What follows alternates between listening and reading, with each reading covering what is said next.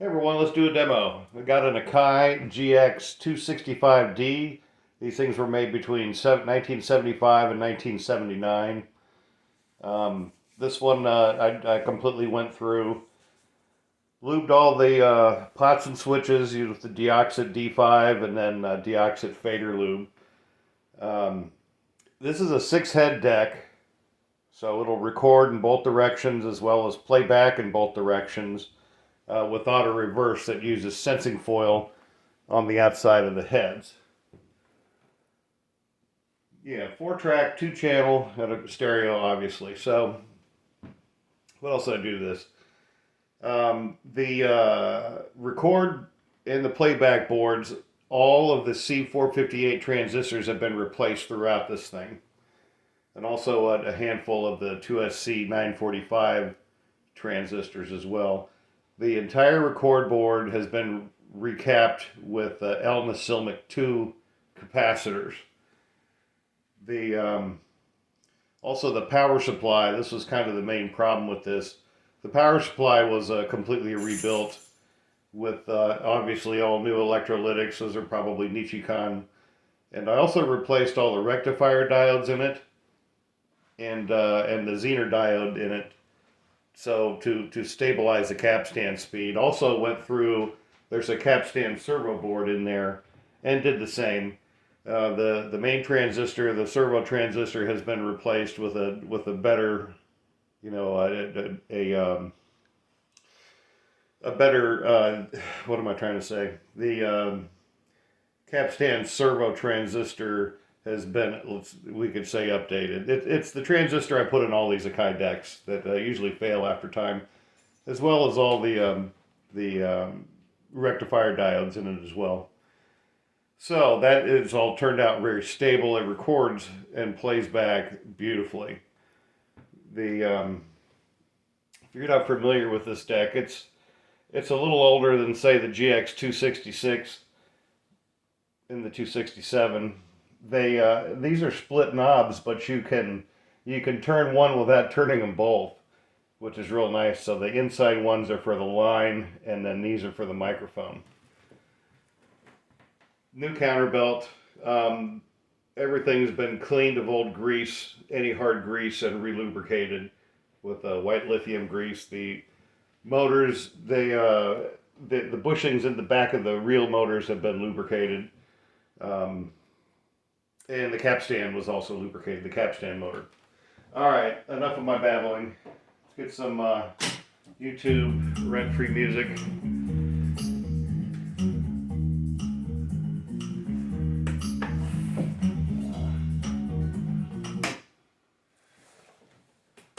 Get set up here.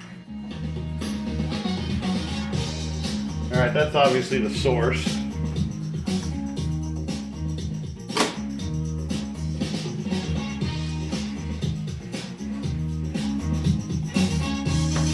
That's playback. That's coming off of the tape. Going onto the tape.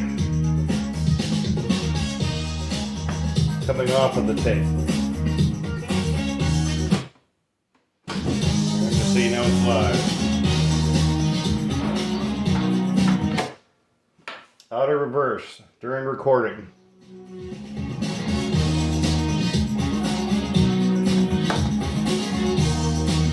Testing 1, 2. Test. Left channel. Right channel. Oh, right. Testing 1, 2, 3. Check. Testing 1, 2.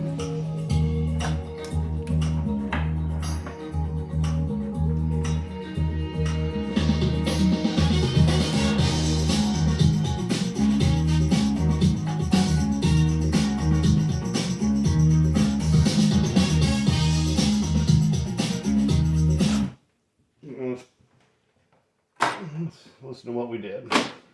Playback.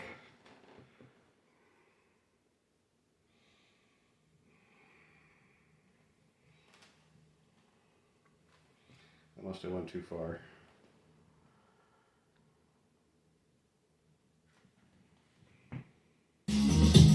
There we go.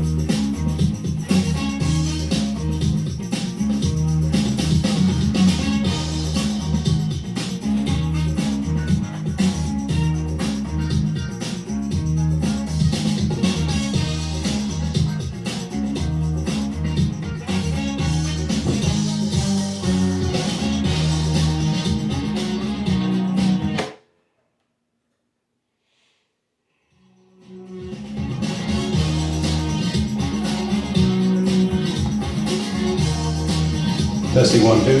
Nope. Test. Left channel. Testing 1, 2, 3. Check. Testing 1, 2.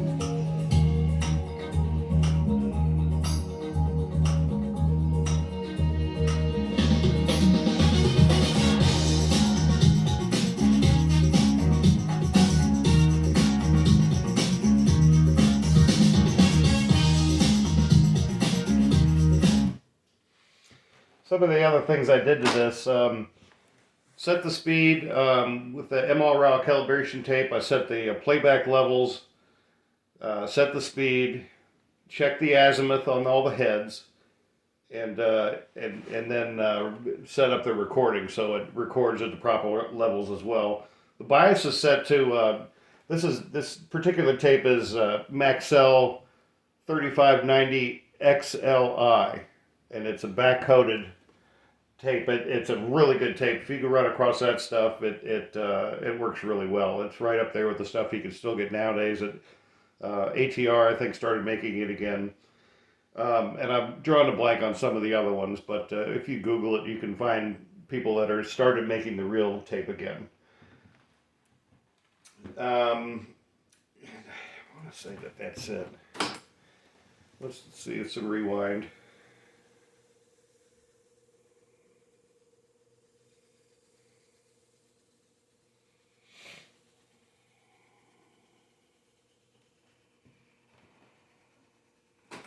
Brakes.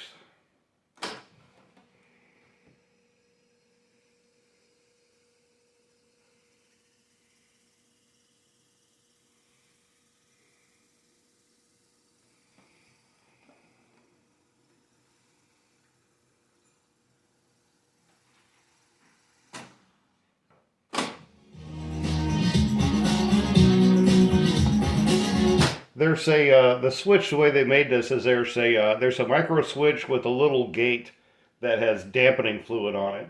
So when you hit play, you'll hear it kind of fade in on both directions.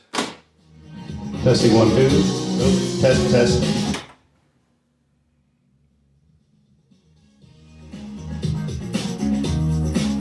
So it kind of mutes, which is what it's supposed to do, but not all of them are cool like this, where it kind of fades in.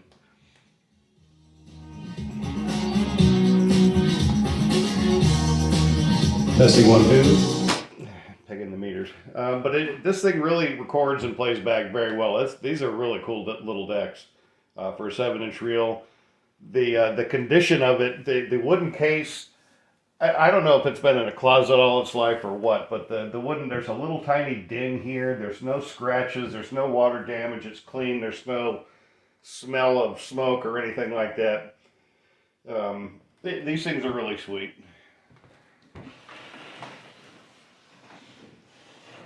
You know, there's no water stains, no nothing.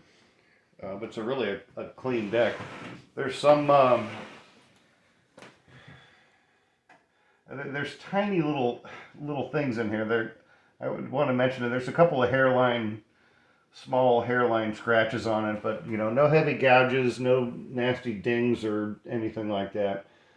So 50-year-old tape deck. I mean, really, this thing's immaculate, in my opinion. Anyways, I'm going to stop babbling. I appreciate you guys looking, and if you have any questions or comments, leave them below. Take care. Thanks.